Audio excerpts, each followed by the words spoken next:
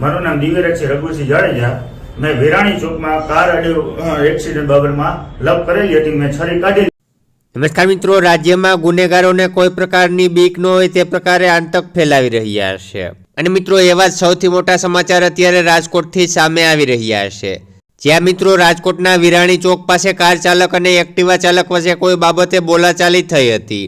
ત્યારબાદ એક્ટિવા ચાલકે પોતાની એક્ટિવાની ડેકીમાંથી ધારદાર સરો કાઢીને જાહેરમાં રોપ જમાવ્યો હતો. અને આ સરો કાર ચાલક સામે ઉગામી ધમકીની ભાષામાં વાત કરી હોય તેવો વિડીયો અત્યારે સોશિયલ મીડિયામાં ખૂબ જ વાયરલ થઈ રહ્યો છે. અને મિત્રો, વિડીયો વાયરલ થયો એટલે ડિવિઝન પોલીસ મથકમાં પીઆઈ આરજી બારોટની ટીમે આ યુવકને શોધવા તજવીજ હાથ ધરી હતી. ત્યારે હાલ અત્યારે પોલીસ દ્વારા આ યુવકને શોધી લેવામાં આવ્યો છે.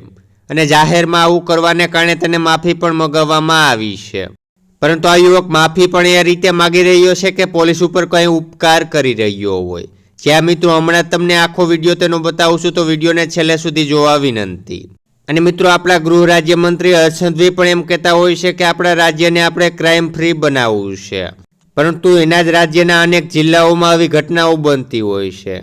તો મિત્રો, આ ઘટના વિશે તમારું શું કહેવું છે તે કમેન્ટ કરીને જણાવજો. તેમજ આગળ વિડીયો બતાવું તે પહેલાં પડેપણના તાજા સમાચાર દરરોજ તમારા મોબાઈલમાં મળતા રહે માટે નીચે આપેલ કાળું સબસ્ક્રાઇબનું બટન દબાવી ચેનલને સબસ્ક્રાઇબ કરી લેજો.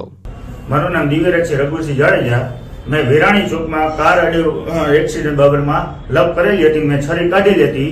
બીજી વાર આવી ભૂલ મારાથી નહીં થાય એ બારામાં હું સાહેબને વિનંતી કરું છું.